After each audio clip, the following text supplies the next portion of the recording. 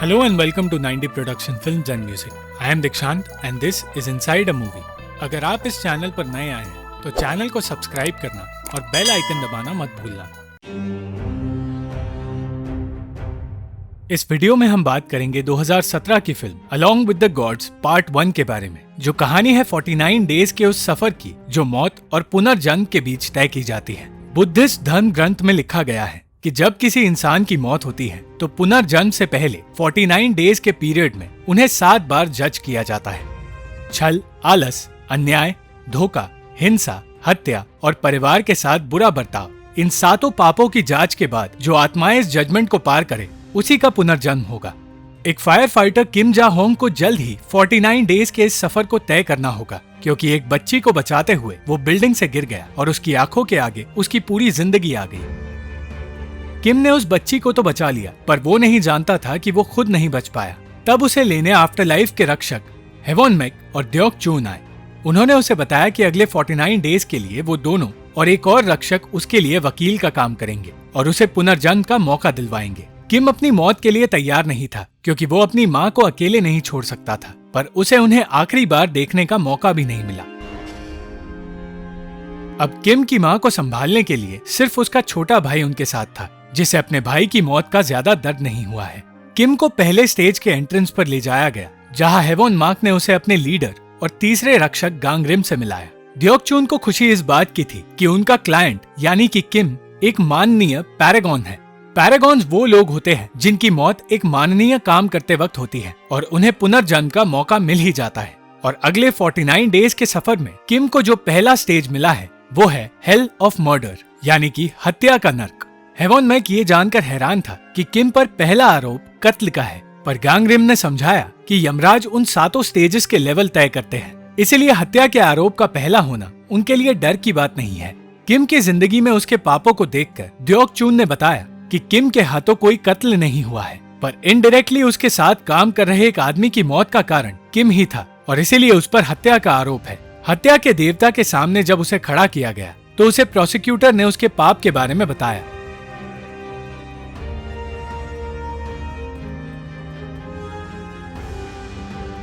और सजा के रूप में उसे 5 सालों के लिए ज्वालामुखी में डालने की बात की गई, पर गांगरिम ने उसे डिफेंड किया और कुछ सवाल पूछने पर उन सबको पता चला कि उस आदमी को किम बचाने की कोशिश कर रहा था, पर उसने उसे बिल्डिंग में फंसे नागरिकों को बचाने के लिए कहा और इसीलिए किम उसे बचा नहीं पाया। गांगरिम ने उस वक्त कर्म का आईना दिखाया, जिसमें साफ साफ दिखाई दे रहा था कि उस रात किम ने 8 लोगों की जान बचाई थी, जिसके बाद वो अपने साथी को बचाने भी जा रहा था और इसीलिए वो एक हीरो है, कोई कातिल नहीं। हत्या के देवता की नजर में भी किम माननीय था और उसका सच जानने के बाद उन्होंने फैसला सुनाया कि किम निर्दोष है और नर्क का पहला स्टेज पार करने में वो कामयाब हुआ।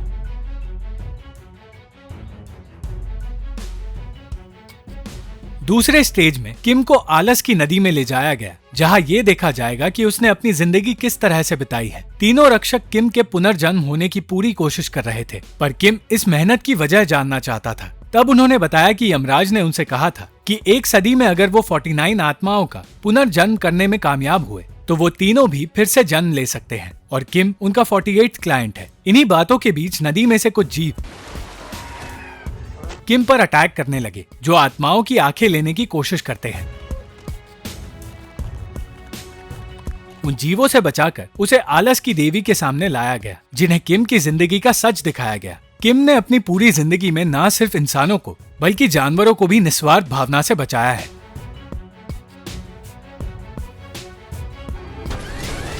उसके बारे में ये बातें जानकर आलस की देवी ने किम को बहुत इज्जत दी और प्रोसिक्यूटर से किम की एक मूर्ति बनवाने की बात कही, पर तभी किम को ये बात सही नहीं लगी और उसने कह दिया कि उसने ये सब कुछ सिर्फ पैसों के लिए किया था। ये बात सुनकर आलस की देवी ने किम को सजा देने के बारे में सोचा। वो आत्माएं जो पैसों की लालची होती है, उन्हें सालों तक कुचला जाता है और यही सजा किम को भी मिलने वाली थी।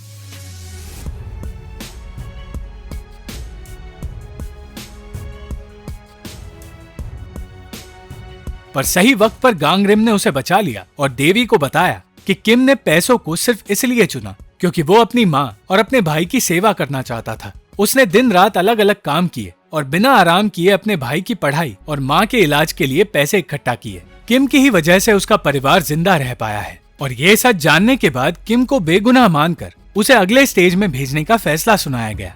तीसरा स्टेज था छल का नर्क। गांगरिम इस बात से नाराज था कि किम खुद के पुनर्जन्म में रुकावट बन रहा है और इसलिए गांगरिम ने उसे बताया कि छल के देवता उसे कौन सी सजा दे सकते हैं।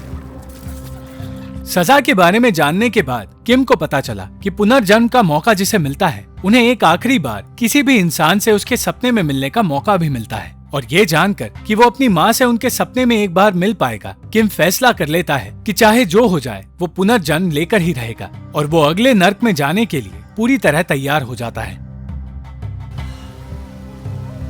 पर छल के नर्क तक पहुंचने के रास्ते में अचानक उन पर पिशाच अटैक करने लगते हैं और उस जगह का वक्त भी बदलने लगता है। इस बदलाव का कारण है कि किम के परिवार के किसी एक इंसान की मौत हो चुकी है और अब वो एक बदले की भावना रखने वाली बुरी आत्मा बन चुकी है। बहुत मुश्किल से उन पिशाचों से लड़ने के बाद हेवन मैक ने उन पिशाचों को रोक लिया और किम को बताया कि उसकी माँ या उसके भाई की किसी ग्रज के साथ मौत हुई है और उनकी आत्मा इंसानों की दुनिया में घूम रही है। गांगरिम तब इंसानों की दुनिया में गया जहाँ उसने देखा कि किम जा होंग का भाई उससे नफरत करने लगा था और उसकी माँ जो बोल या सुन नहीं सकती अपने बेटे की मौत को सह नहीं पा रही थी। उसे ये पता चला कि उसकी माँ अब भी जिंदा है और मौत किम के भाई की हुई है। किम की माँ को संभालते वक्त गांगरिम को किम के छोटे भाई सुहोंग की आत्मा दिखाई दी।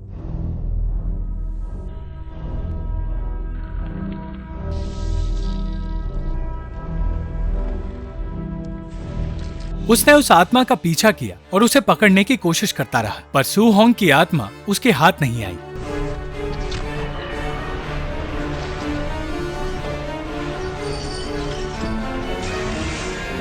दूसरी ओर हेवन मैक किम और द्योक चून को उन पिशाचों से बचाने की कोशिश करता जा रहा था, पर तब उनके सामने यमराज खुद आए। यमराज ने उन पिशाचों को खत्म किया और कहा कि जिस बुरी आत्मा की वजह से ये सब कुछ हो रहा है उस आत्मा को वो खत्म कर देंगे ताकि इंसानों की दुनिया सलामत रहे। पर किम ये सोच रहा था कि मौत उसकी माँ की हुई है और इसलिए गुस्से में उसने यमराज के गिरबान पर हाथ डाल दिया और उनसे झगड़ने लगा। यमराज और किम के दोनों रक्षक उसकी इस हरकत से हैरान हो गए और किसी तरह किम को यमराज से दूर लाया गया। गांगरिम ने सुहोंग की बिताई जिंदगी को देखा और उसे सुहोंग का दोस्त दिखाई दिया जिसका वो ख्याल रखा करता था। किम को छल की देवी के सामने लाया गया जहां उस पर आरोप था कि किम के जिस साथी की मौत हुई थी उसकी बेटी को कई दिनों तक किम नकली चिट्ठियां लिखता रहा, ये दिखाने के लिए कि उसके पिता अब भी उससे बातें करते हैं। और ऐसा करके किम ने उस बच्ची को एक झूठी उम्मीद दी। पर किम का कहना था कि उसे उस बच्ची के लिए बुरा लग रहा था और वो उसे संभालना चाहता था। पर किम की बात सुने बिना ही उसे सजा देने का फैसला किया जाने वाला था। उस वक्त गांगरिम सुहोंग की मौत का राज जानने की कोशिश कर रहा था, पर इससे पहले कि किम को सजा दी जाती गांगरिम ने अपने आप को द्योक चून से जोड़ लिया और अपना डिफेंस शुरू किया। उसने बताया कि पिछले 15 सालों से किम अपनी माँ को भी नकली चिट्ठियों में झूठ लिखकर भेज रहा था। वो अपनी माँ को ठीक करने के लिए ये झूठ कहता था कि उसकी शादी हो चुकी है और उसका एक बच्चा भी है। वो अपने काम और तकलीफों को छुपाता रहा जिससे उसकी माँ खुश रहे और ठीक हो पाए। चाहे नकली चिट्ठियां लिखना एक छल है, पर इससे किम की माँ और किम के साथी की बेटी को हिम्मत मिली और वो लोग खुशी से रहना सीख गए। ये सारी बातें जानने के बाद छल की देवी ने उसे बेगुनाह ठहराया और अगले स्टेज में जाने का फैसला सुनाया।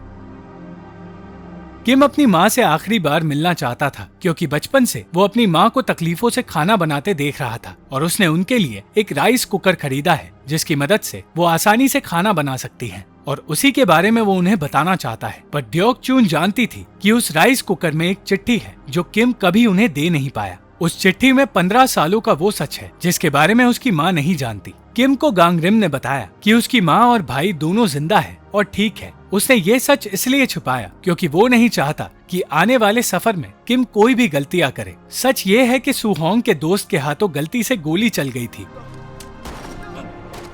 जो सुहोंग को लगी। जब इस बारे में उनके सीनियर को पता चला तो सुहोंग को बचाने के बजाय उन्होंने उसकी बॉडी को ठिकाने लगाना शुरू कर दिया। पर वो ये नहीं जानते थे कि सुहोंग तब भी जिंदा था। ये सब कुछ देखकर गांगरिम को अपनी जिंदगी याद आई।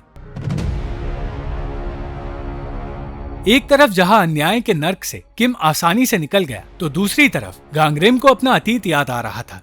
द्योक चून ने बताया कि दूसरी आत्माएं उनसे अलग हैं क्योंकि उन्हें अपनी जिंदगी और मौत के बारे में कुछ भी याद नहीं। इन्हीं बातों के बीच गलती से उनके मुंह से ये निकल गया कि किम के भाई की मौत हो चुकी है। और जैसे ही किम को इस सच के बारे में पता चला तो सब कुछ बदलने लगा।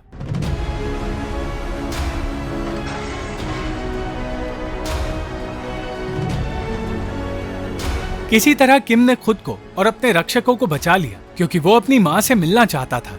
गांगरिम कई दिनों तक सुहोंग की आत्मा को ढूंढता रहा और उसकी बॉडी का वो अंतिम संस्कार करना चाहता था ताकि उसकी आत्मा मुक्त हो सके, पर ऐसा करना उनके रूल्स के खिलाफ था। यही बात हेवॉन मैक उसे समझा रहा था, पर गांगरिम ने उसकी बातें नहीं सुनी।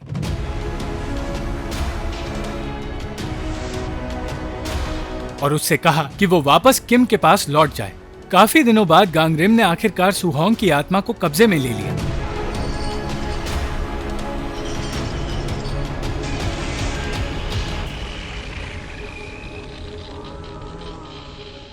और उसे समझाया कि उसका दर्द वो समझ सकता है, क्योंकि उसी की तरह गांगरिम के पिता को भी जिंदा दफनाया गया था। पर यह बात जानने के बावजूद सुहोंग ने पुनर्जन्म लेने से इनकार कर दिया और कहा कि वो अपना बदला लेना चाहता है।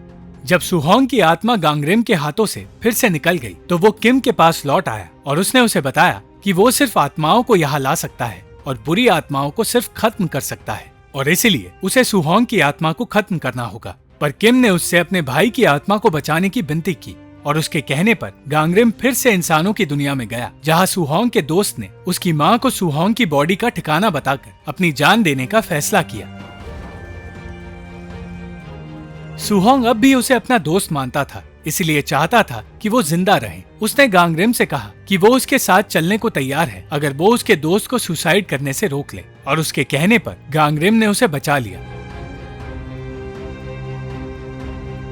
पर इंसानों की दुनिया से छेड़छाड़ कर रूल्स तोड़ने का नतीजा गांगरिम के साथ काम कर रहे रक्षकों और किम को भुगतना पड़ रहा था। किसी तरह अपने आप को बचाकर वो तीनों हिंसा के नर्क तक पहुंचे। एक पैरागॉन होने की वजह से अन्याय और धोखा, इन दोनों नर्कों से बिना किसी आरोप के किम निकल आया। पर हिंसा के नर्क में किम गुनहगार साबित हो गया, क्योंकि बचपन में किम ने अपने भाई को तब बुरी तरह पीटा था जब उसका भाई कुपोषण का शिकार था। किम आज भी उस बात के लिए खुद को माफ नहीं कर पाया है, और उस दिन के बाद ना तो वो माफी मांग पाया है और ना ही वो उस घर में रुका है। वो उसी रात अपना घर छोड़कर चला गया और 15 सालों तक अपने परिवार से अलग रहा। उसे दोषी माना गया और सजा देने का वक्त आ गया।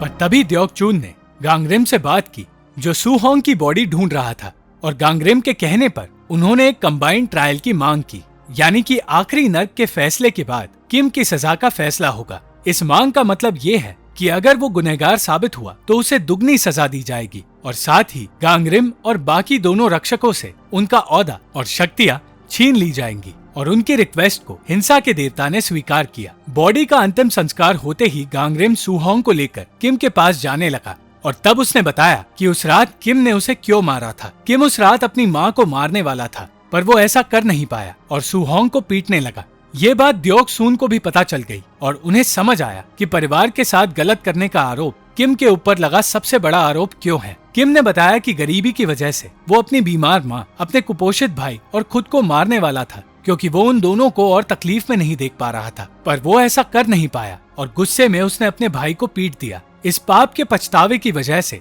उसने अपना घर हमेशा के लिए छोड़ दिया, ताकि वो एक बोझ बनकर ना रहे, और अपने भाई और माँ को संभालने के लिए उसने काम करना शुरू कर दिया। उस दिन उसने अपनी पूरी जिंदगी उन दोनों के नाम कर दी।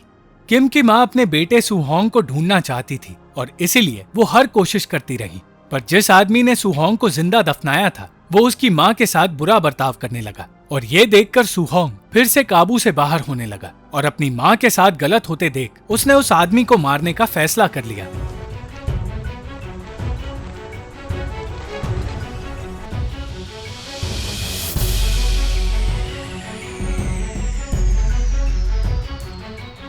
गांगरिम उन इंसानों को बचाता रहा जिन्हें चोट लग सकती है, पर सुहोंग को रोकना नामुमकिन हो गया था, और उसे रोकने के लिए गांगरिम ने हेवॉन मैक को बुलाया।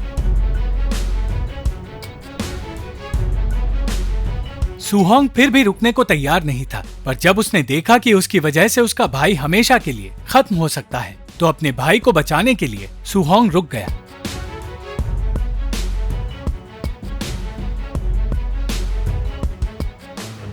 और तब किम के सामने आखिरी नर्क के देवता खुद यमराज आए। बिना किसी डिफेंस को सुने यमराज किम को गुनहगार ठहराने लगे, पर दियो खून ने यमराज के खिलाफ बोलना शुरू कर दिया और कर्म के आईने में उन सबको दिखाया गया कि किम की माँ हमेशा से उस रात के बारे में जानती थी। वो जानती थी कि उनका बेटा उन्हें मारने वाला था, पर वो अपने बच्चों की खातिर हमेशा चुप रही। वो अपने बेटे के लौटने का इंतजार करने लगी और उस रात के बारे में फिर उन्होंने कभी बात नहीं की। ये सच जानकर किम ने कहा कि वो सजा के लिए तैयार है, पर एक आखिरी बार अपनी माँ से मिलना चाहता है और उनसे माफी मांगना चाहता है। पर जो इंसान 15 सालों का वक्त मिलने पर भी अपनी माँ से नहीं मिला, उसका मौत के बाद वक्त मांगना यमराज को सही नहीं लगा। इसलिए उन्होंने सजा सुनानी शुरू कर दी। ठीक उस वक्त गांगरिम की मदद से सुहोंग अपनी माँ के सपने में उनसे मिलने गया और यमराज ने भी उन्हें ऐसा करने से नहीं रोका। सपने में सुहोंग ने कहा कि उसे स्वर्ग लोक में एक वकील की नौकरी मिली है, इसीलिए वो अपनी माँ के पास अब वापस नहीं आ पाएगा।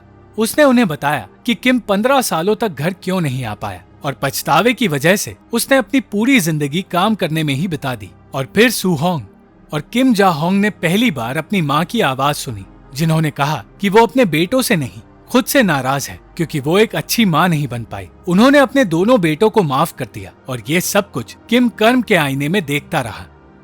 अपनी माँ के लिए किम के प्यार को देखकर यमराज ने अपना फैसला बदल दिया और कहा कि हर इंसान पाप करता है, पर सिर्फ कुछ लोगों में अपने पापों के लिए माफी मांगने की हिम्मत होती है और उन्हीं को माफी पाने का हक मिलना चाहिए। जिस तरह किम की माँ ने उसे माफ कर दिया, उसी तरह यमराज ने भी उसे माफ कर दिया और उसके सर से हर आरोप को हटा दिया गया और किम को पुनर्जन्म का मौका दे दिया गया।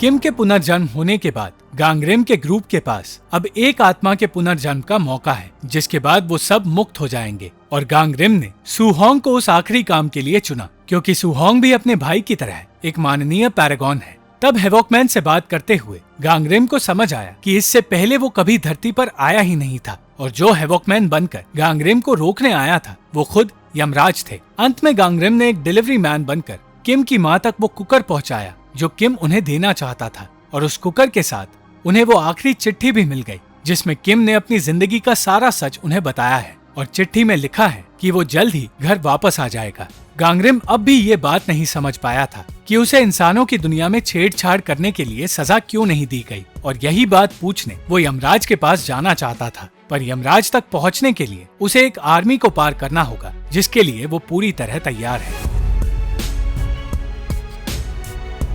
हमारे व्यूअर्स की डिमांड पर हमने रिकमेंडेशन वीडियोस बनाना शुरू किया है और उन वीडियोस को आप हमारे दूसरे चैनल इनसाइड अ मूवी पर देख सकते हैं, जिसका लिंक हमने डिस्क्रिप्शन बॉक्स में दिया है। अगर आप कोई रिकमेंडेशन लिस्ट चाहते हैं तो कमेंट सेक्शन में आप हमें बता सकते हैं।